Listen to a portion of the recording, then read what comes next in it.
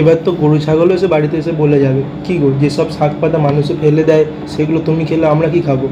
এখন আমি কি করবো, এগুলো তো ঠাকুমার রেসিপি, মুখে লেগে আছে, যা তা কী করে ভুলে যাব। আহা কি স্বাদ, এই একটা আইটেমে হাফ থালার বেশি ভাত অন্দরে চলে যাবে, কোনো রাডার ধরতে পারবে না। জন্য কতদিন ধরে তাকে তাকে ছিলাম, যদি কচি মূলো শাক পেলে একবার আনবো, আপনারাও পেলে আনবেন। এমনি শাক বা যদি ভাজা করে দেওয়া হয় অনেকে খাবে না, এইভাবে বানিয়ে দেখুন, অন্য কিছু আর চাইবে না। এই পাতাগুলো ধুয়ে মিক্সিং জারে দিয়ে দিন, 3 থেকে 4 পা রসুন দিয়ে দিন, আর ঝাল মতো কাঁচা লঙ্কা দিয়ে দিন। এই রকম 10 থেকে 12টা থ্যালাসেমিয়া আক্রান্ত চিংড়ি মাছ, হ্যাঁ এদের রক্তপাত হয় না, আর এরা শাকও খালে যদি রক্তপাত হয়। এবার ভালো করে পিষিয়ে নিন।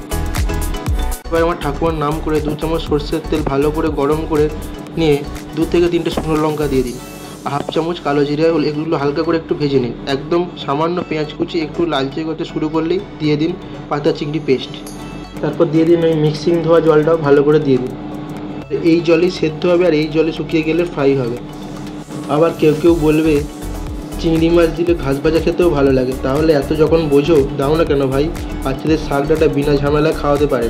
বাস এইরকম করে টাইপ ভাজা হয়ে গেলে নামিয়ে নিন। এরকম ফ্রাই আরে ভাজা হয়ে গেলে এবার নামিয়ে নিন। এবার এক ডোলা নিয়ে মেখে মুখে খান তো দেখি। এই মূলো দিয়ে আপনি ধুলো উড়িয়ে দিতে পারেন, মারাত্মক টেস্ট। এইভাবে বানিয়ে খেয়ে দেখুন, দুর্দান্ত লাগবে। শুধু থ্যালাসেমিয়া মাছ কয়েকটা দিয়ে দেবেন, দেখবেন মূলো না এনে মূলো শাক নিয়ে আসছে।